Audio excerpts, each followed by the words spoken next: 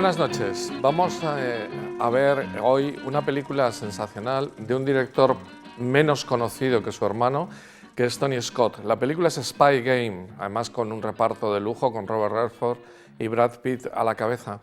Pero realmente he querido hacer este pequeño homenaje a Tony Scott porque realmente es un personaje, como otros grandes directores que ha habido a lo largo de la historia del cine, que por dedicarse a películas de acción, a películas trepidantes, a películas bastante taquilleras, no han sido tan respetados por la crítica. Y en este caso, además, se juntan dos cosas. La primera, que ha estado siempre a la sombra de su hermano mayor, Ridley Scott, se llevan 7 años y siempre estuvo detrás de él. Además, es una familia de la que luego hablaré bastante unida. La sombra de Ridley Scott es muy alargada. Y además nunca ha gozado de prestigio ante la crítica o nunca ha gozado de tener una mirada amable de la crítica. Sin embargo, goza de un extraordinario prestigio entre otros directores que le consideran un auténtico maestro y también goza de una especie de unanimidad de un tipo de espectador que le parecen sus películas no solamente entretenidísimas, sino muy buenas, y que son capaces de decirlo, digamos, un poco rompiendo los puentes de la corrección crítica que tienen las revistas más especializadas o las más críticas, valga la redundancia, con el director. Bueno, Tony Scott, por lo tanto, va a ser el centro de mis reflexiones de hoy, y también Spy Game, porque me parece una película que es muy representativa de su estilo.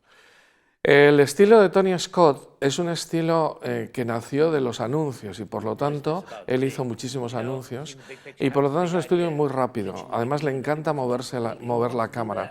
Él lo reconoce, que le encanta mover la cámara. Y al ser muy rápido, porque en un anuncio en 15 segundos tienes que decir un montón de cosas, eso marca algo de su obra, pero no entiende todo lo que él hace, o no explica, mejor dicho, todo lo que él hace, porque realmente va mucho más allá. Él es un personaje, un director que sabe emocionar. Y emocionar hace que sus películas sean emocionantes en el sentido pleno de la palabra. No solo emocionar por soltar la lagrimilla y tal, que es una emoción un tanto distinta, sino emocionarte con lo que está sucediendo y seguir a los personajes y hacerte con ellos. Lo verán en esta película también.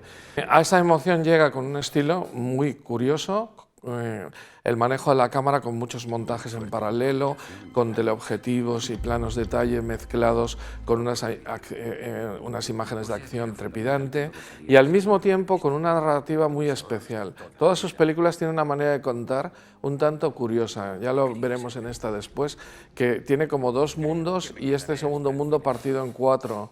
Es una especie de construcción de guión tremendamente interesante desde el primer momento hasta el último, porque también es especial sus inicios y sus finales, y por lo tanto realmente esa emoción se transmite a través de la imagen y a través de unos personajes más sólidos de lo que es habitual en el cine de acción. Los personajes de Tony Scott son muy sólidos. Él está empeñado siempre en que sean personajes muy pegados a la realidad y le pide a sus guionistas que busquen en gente real. Y eso se nota porque tanto el personaje de Robert Redford, sobre todo, y el de Brad Pitt, el de Bishop, son personajes que parecen que tienen carne y hueso. Además son unos personajes que tienen siempre un subtexto.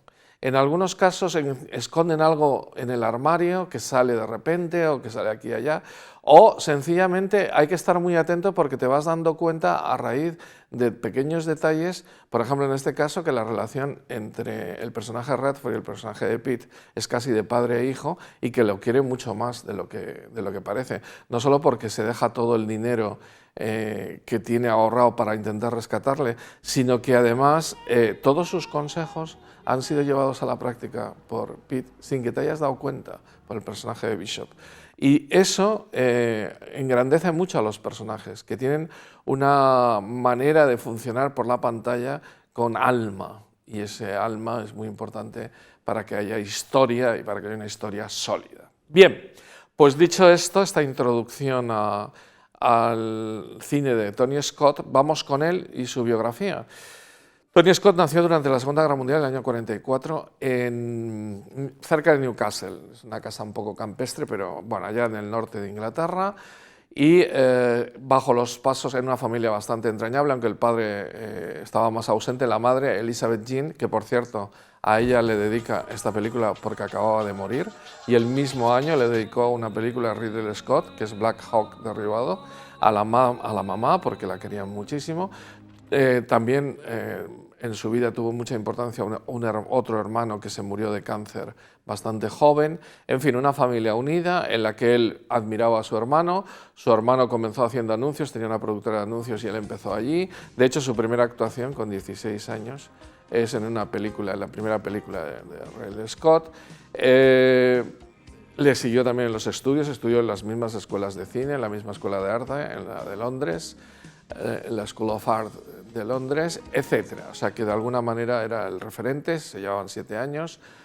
Cuando él actuó en esta película de 16, Ridley tenía 23, que empezó a ser director con 23 años. Bueno, el caso es que al final, por esa cantidad de anuncios que empezó a hacer, él quería ser pintor al principio, pero se le daba muy bien hacer anuncios. Por cierto, hay toda una generación, lo mismo que hay una llamada generación de la televisión, que ya está aceptada por todos los historiadores del cine, y se llama así la generación de la televisión. Habría que hablar que hay una generación de los anuncios. Por ejemplo, en el caso que nos ocupa, no solo Ridley Scott y Tony Scott, sino Alan Parker, Adrian Lane, Hugh Hudson, el de Carros de Fuego, todos ellos aprendieron el arte cinematográfico, el arte audiovisual en los anuncios, y tienen muchos puntos en común desde muchos puntos de vista, valga la redundancia, desde muchos puntos de vista. Bueno, pues el caso es que hizo su primera película.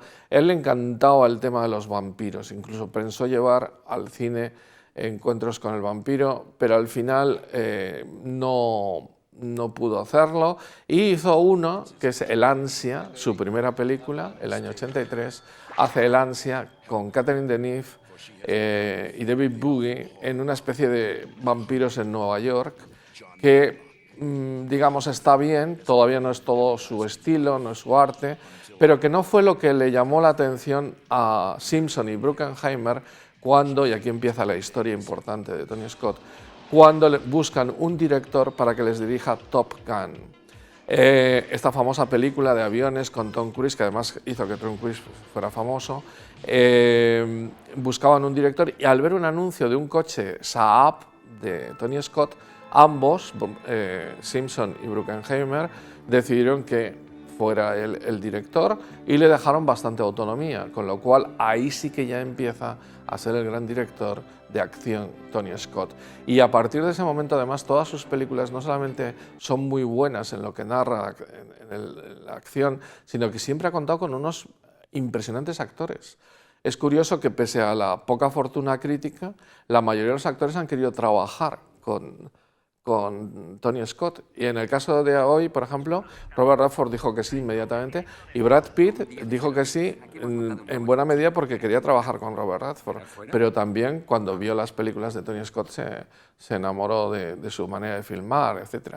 Hay mucha gente, el propio Tarantino, lo citaré después, cuando tuvo los primeros guiones fue a buscar a Tony Scott para que le hiciera las películas. En fin, es todo un rey de lo que es propiamente el cine de acción. Bueno, pues después de Top Gun y antes de dedicarse a otros temas, hizo Super Detective en Hollywood, que también le creó el 2, ya había sido una película de éxito, el año 87, pero bueno, le recogen para hacer la película y la lleva a cabo con éxito, y ya su primera película autoral totalmente es Venganza, el año 90.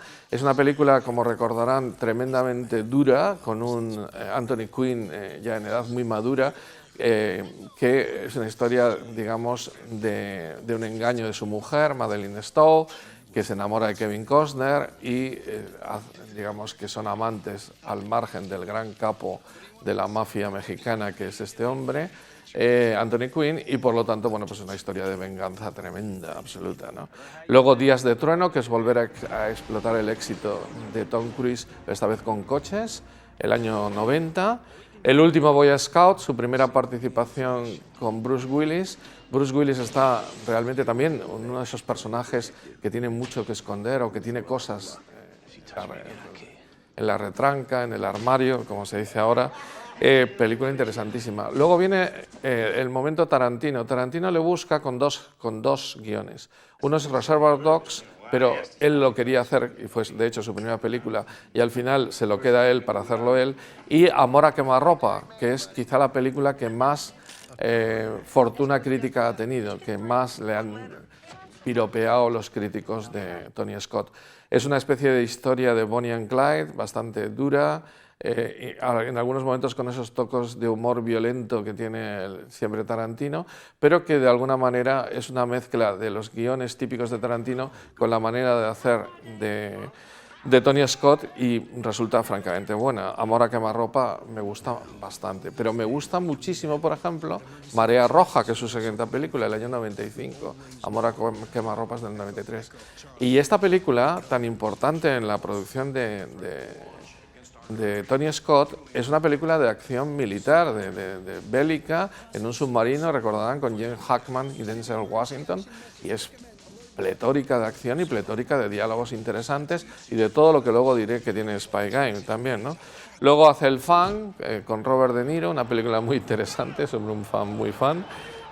Y otra que me gusta mucho, que es Enemigo Público, el año 98, con Will Smith, que tiene resabios de, pues con la muerte en los talones y tal, un pobre hombre que se encuentra metido en una calamidad de situaciones porque le están buscando equivocadamente, tiene que cruzar una tienda en un momento de desesperación porque están persiguiendo en la calle. Siempre es un mundo en el que, esto no lo he dicho antes, pero es importante, que es el miedo. Siempre los personajes de Tony Scott tienen miedo y eso les hace ser muy humanos.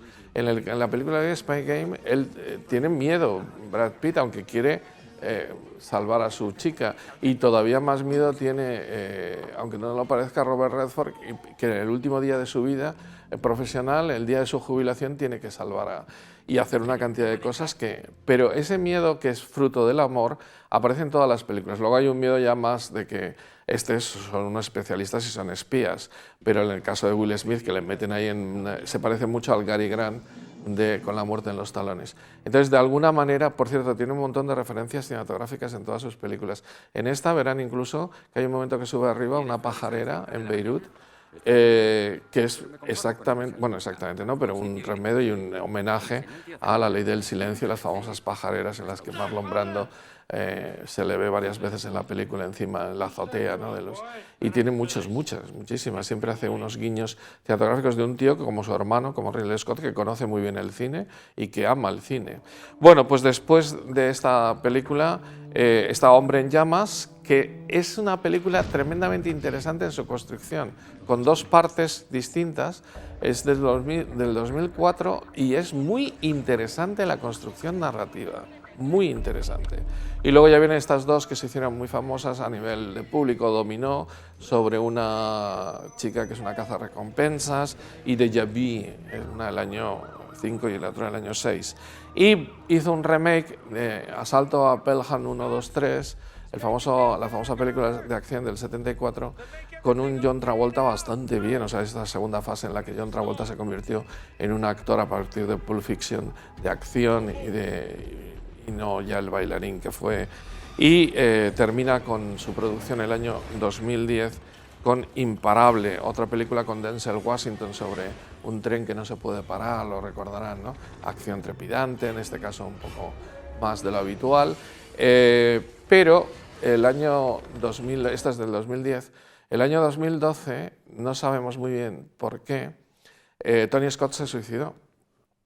No está nada claro porque parece ser que tenía un cáncer y que, en fin, se tiró de un puente en San José o en bueno, es igual, en California, en la ciudad exactamente, no recuerdo. Y su hermano siempre ha dicho que era poco claro todo, porque negó incluso que tuviera cáncer. En fin, el caso es que hay testigos que le vieron dudar antes de lanzarse, estaban lejos y al parecer se lanzó y murió. Estaba con agua, pero las heridas de la caída son brutales y murió. También Ridley Scott le dedicó varias películas y no lo asimiló muy bien y habla muchas veces de cosas raras ahí y tal. Bueno, el caso es que fuera por la depresión de un cáncer o por lo que sea, terminó el año 2012 su vida y con 60 y pocos años, y su hermano, que es mucho mayor, sigue todavía haciendo películas, como saben. Hemos hablado de él recientemente por las últimas películas que ha hecho y alguna la hemos traído aquí a colación. Bueno, pues esta es la historia de Tony Scott. Vamos con Spy Game. Spy Game quiere ser una película de espías y de hecho la palabra game es importantísimo, de un juego, porque no solamente cuando están reunidos en esa sala en la cual están media película es como una partida de póker, sino que de hecho el tema de que es un juego es parte integral de la trama y del guión. Hay un momento en esa escena fabulosa que están en la azotea de un edificio, teóricamente en Berlín, está rodada en Budapest,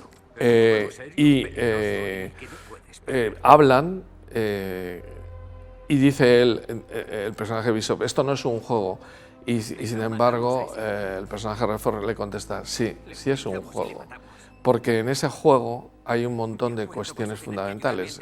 La frase fundamental es que no es un juego, sí es un juego. Sí es un juego en el que te estás jugando la vida muchísimas veces, pero en la que tienes que jugar y apostar y tal como... Y de eso va la película. La película está hecha de un modo alucinantemente convincente en lo que es la relación entre la actualidad y lo que pasó antes.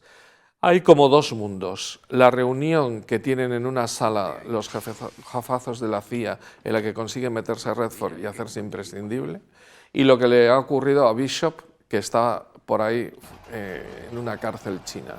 Empieza con él y cómo termina en esa cárcel. Pero luego, en las conversaciones que tienen, porque de lo que se trata es de saber quién es Bishop y por qué Bishop está ahí, etc.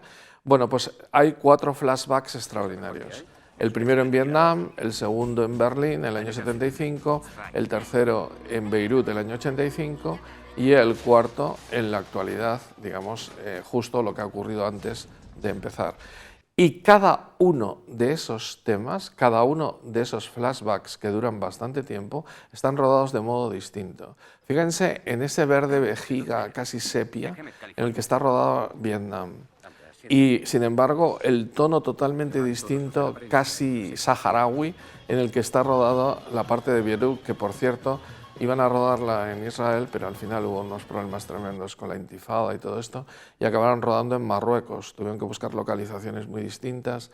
Bien, el caso es que al final quedó muy bien e incluso consiguió permiso para volar el edificio, que vuela de hecho, para volar ese edificio, que el rey de Marruecos y la política y tal no estaban muy por el asunto.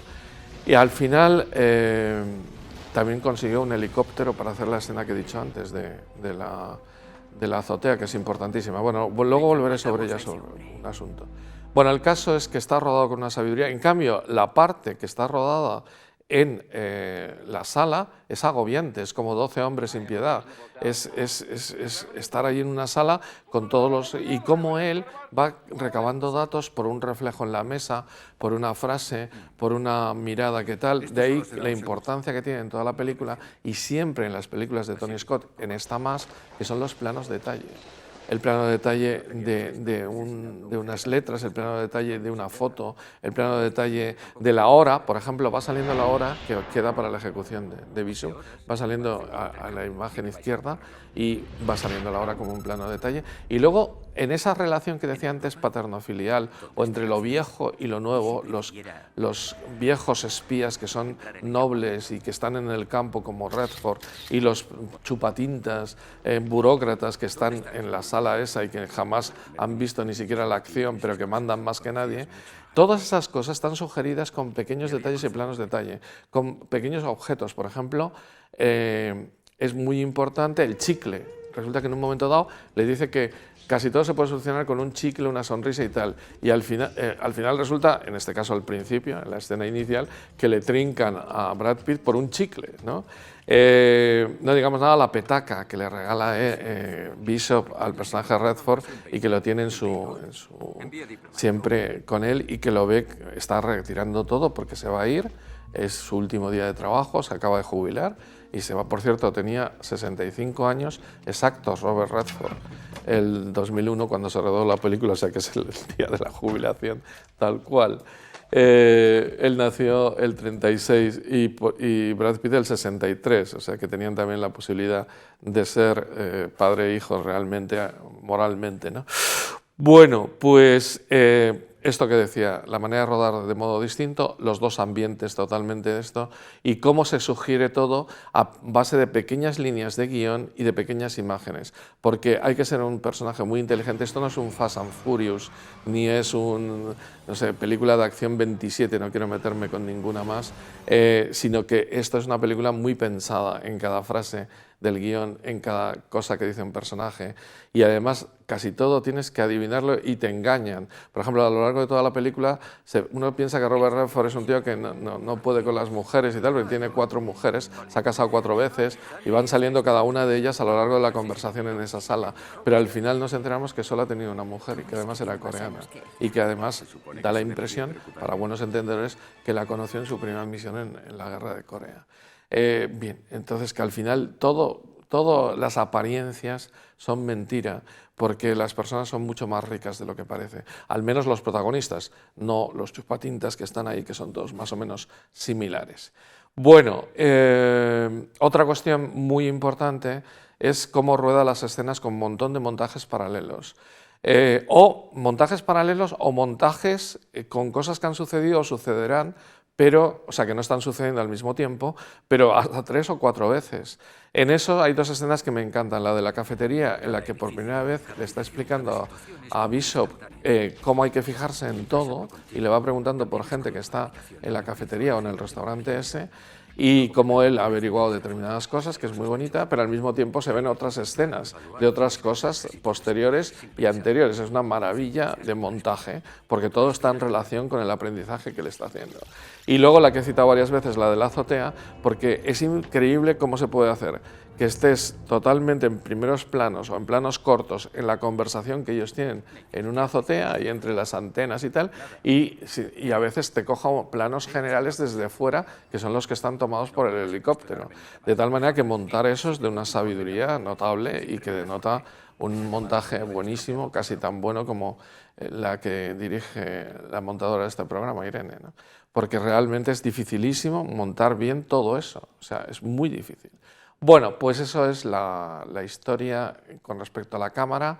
Me llama mucho la atención siempre las películas de Tony Scott, que no recurre a lo típico de las películas de acción, a la cantidad de, por ejemplo, persecuciones en coche que hay, que ya me duermo. Yo en las películas de persecuciones en coches casi me duermo en la persecución y luego cuando empiezan a hablar me despierto, ¿no? Porque hay tantas y tan repetitivas. Aquí se emplea el coche con gran sabiduría. La única persecución, entre comillas, es con un coche malísimo en el Berlín de los años 70 y además no se ve la persecución, sino más bien es que ellos sienten que la poli va a llegar y se paran en un bar, y etc.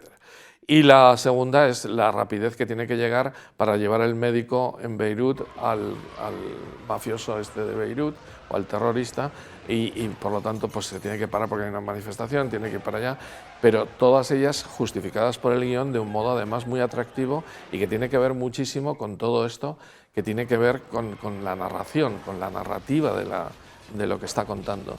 Lo mismo que los teleobjetivos no son gratuitos, sino que los teleobjetivos tienen que ver con la narración que estaba haciendo, etcétera. Los planos de detalle, ya decía antes. Bien, vamos con bueno, hay una última cosa que me gustaría destacar, que son las bandas sonoras. Las bandas sonoras de Tony Scott son muy especiales, no son muy típicas de lo que es la típica banda sonora de película de acción, pero mezcla cosas muy interesantes. Y esta, que es nada menos que de Harry Gregson Williams, que es un compositor de bandas sonoras de primerísimo nivel. Basta recordar que es el compositor de Shrek y Shrek 2 y todo lo que quieran de Shrek, pero también de películas de acción tan importantes como The Equalizer, película que me gusta muchísimo, que ha dado lugar a una serie y tal, pero las 2 películas de Equalizer 1 y 2 con Denzel Washington están francamente bien. Es una película de acción también de este estilo, de Tony Scott. No son de él, pero de una narrativa muy interesante y bien ligada al guión. Bueno, pues a lo que iba, que La banda sonora tiene además, en la etapa que están en Beirut y tal, resabios beduinos o resabios como orientales, de Oriente Medio, y va creando una atmósfera muy buena, francamente. Bueno, pues vamos con el equipo actoral, que es lo que me resta. De Robert Redford hemos hablado tantísimo ya en otras películas. Creo que le hice una larga en El hombre que susurraba a los caballos. Es el actor, bueno, aquí está ya de una madurez, ya he dicho que tenía 65 años. Este mismo año, el 2001, le dieron el Oscar a Toda una vida, porque él había recibido el Oscar por Gente corriente como director, pero no como actor. Bueno, pues le dieron el Oscar a Toda una vida. Ya hablé también de que es el creador del Festival de Sundance, que ha dado lugar a cantidad de gente que ha podido estrenar sus películas de autor de verdad. Y aquí había llegado a la madurez de la actuación, porque ya desde el 95 se ha dedicado a hacer ya actores, digamos, sólidos. Además, ha llegado con todas sus arrugas. Este es uno de esos actores de que la arruga es bella, que no ha dejado que le destrocen la cara. Y a hoy, actualmente, que tiene 86 años, todavía se mantiene así, arrugado y tal, pero como un actorazo. Desde El hombre que susurraba a los caballos, que es del 98, pues había madurado muchísimo. Y a partir de aquí hace películas alucinantes. Ya ha dejado de ser el galán típico de El Gran Gatsby o Memorias de África, ya ha dejado aquella etapa maravillosa que tiene dos películas con Paul Newman, El golpe y Dos hombres y un destino, y ya está lejos de aquel actor que comenzó con Descalzos en el parque o Los tres días del cóndor, que va de espías, por cierto, que es una película muy relacionada con esta, que también dio lugar a una serie más reciente, Cóndor, y no con Robert Redford. Y bueno, pues todas estas películas fabulosas de cuando La jauría humana, ¿no?, que fue una de sus primeras películas, cada vez está más sólido. A partir de Las aventuras de Jeremy Johnson, yo creo que está absolutamente ya en un estado de gracia, como se dice ahora, espectacular. O sea, es un autorazo de primer nivel. Y el caso de Brad Pitt, pues ya era un personaje muy conocido, le faltaba todavía hacer Troya, unos cuantos años después, y en ser todavía más famoso por su relación con Angelina Jolie y todo esto, pero en general Brad Pitt ya era quien es hoy, y desde el 95, que hizo 12 monos y Seven, desde entonces ya se ha convertido en un actor muy conocido, muy pagado, muy sólido. Y aquí, aunque me parece que Robert Redford está mejor que él, está sólido y está bien. Bien, y entonces voy a hablar más de los otros, aunque tienen muy pocas películas. Catherine McCormack es una actriz extraordinaria. Empezó el año 95, con 23 años, con Braveheart, la escogió Mel Gibson. El 93 acababa de terminar en Oxford arte dramático. Tiene una infancia difícil porque su madre murió, se quedó huérfana de madre, y su padre no la veía tanto, era un padre irlandés, y estudió casi siempre en un convento de monjas, y al final consiguió ir a Oxford, y de ahí viene todo lo que...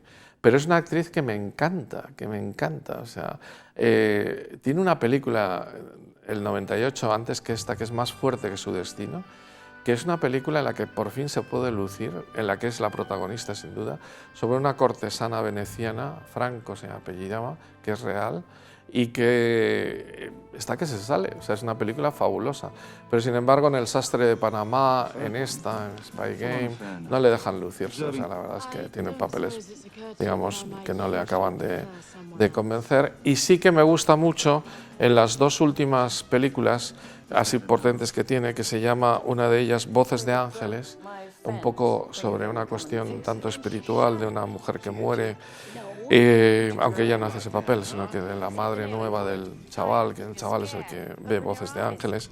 Y luego la última, El sentido del trueno, en la que es una especie de vuelta de estas películas distópicas de que hay cambios en el tiempo, con Ben Kingsley, que me gusta bastante, pero esta es del 2005 y yo creo que ya no ha hecho nada más, o sea que realmente o no se le ve en ningún otro sitio, ¿no? Es una pena porque es una actriz, por cierto, no confundir con la historiadora del arte famosísima que tiene el mismo nombre. Hace unos años, es que tal como está ahora el mundo de la ignorancia y sobre todo el mundo de Internet, me deja atónito a veces. Hace unos años, el 2005, cuando murió el senador McCarthy, en un periódico, no voy a citarlo por no dejarlo mal, pero un periódico muy importante de España, el tío que buscó la reseña, o que hizo la reseña, la del documentalista, se equivocó de McCarthy y estuvo hablando de que había muerto el famoso McCarthy, que tiene que ver mucho con el cine, que es la caza de brujas en el cine, que había muerto el año 57. Y lo había confundido con este McCarthy, que es el famoso senador de la época de los Kennedy y de Johnson, que se presentó a las elecciones y tal. Y uno se llamaba Joseph y este creo que se llamaba Edgar. Y realmente sorprendente, ¿no? O sea, bueno, pues estos fallos los hay incluso actualmente en los periódicos. Bueno, pues no confundir a Catherine McCormack con la célebre, el apellido es muy irlandés, pero es muy típico. Bueno, y vamos con el otro importante, Stephen Dillon. Stephen Dillon lo conocerán por dos actuaciones buenísimas, una en El instante más oscuro, que hace de Lord Halifax, el ministro de Asuntos Exteriores, secretario del Foreign Office, en esa película sobre Winston Churchill, que está fenomenal, y hace de Leonard Woolf en Las Horas, la famosa película sobre Virginia Woolf.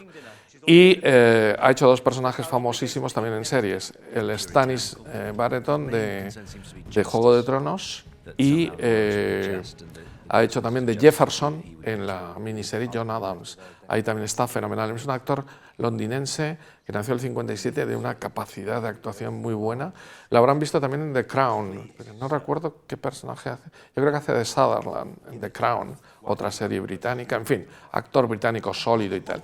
Y simplemente citar a dos actrices, y con esto termino, que son Charlotte Rampling y Marianne Jean-Baptiste, que aparecen muy poco. Charlotte Rampling aparece prácticamente en las escenas de la Embajada de Berlín, que era una actriz famosísima en los años 70, 80, y que Tony Scott lo tenía muy alto, decía que soñaba con ella y tal, en muy alta estima, y la pone en la película. Y Marianne Jean-Baptiste sí que me parece reseñable porque hace ya unos años había triunfado, fue la primera actriz negra en ser nominada, actriz negra británica, por eso no digo afroamericana, sino actriz negra británica, nominada para el Oscar a la mejor actriz secundaria por Secretos y Mentiras, película importantísima en la historia del cine británico que citaba el otro día. Y luego se hizo famosa con una serie que se llamaba Sin Rastro. Y en eso estaba cuando hizo esta película, que es realmente buena actriz, magnífica en todo lo que es la dicción, en fin, tiene unos acentos que puede hacer de norteamericana o de inglesa.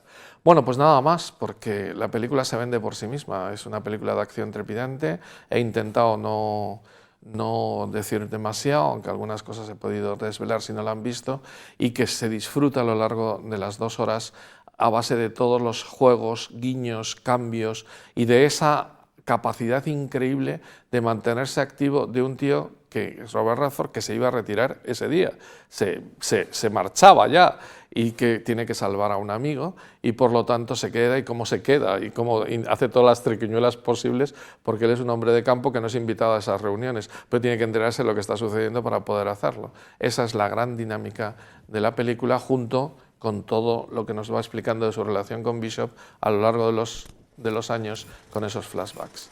Pues nada más, disfrútenla y nos vemos el próximo fin de semana.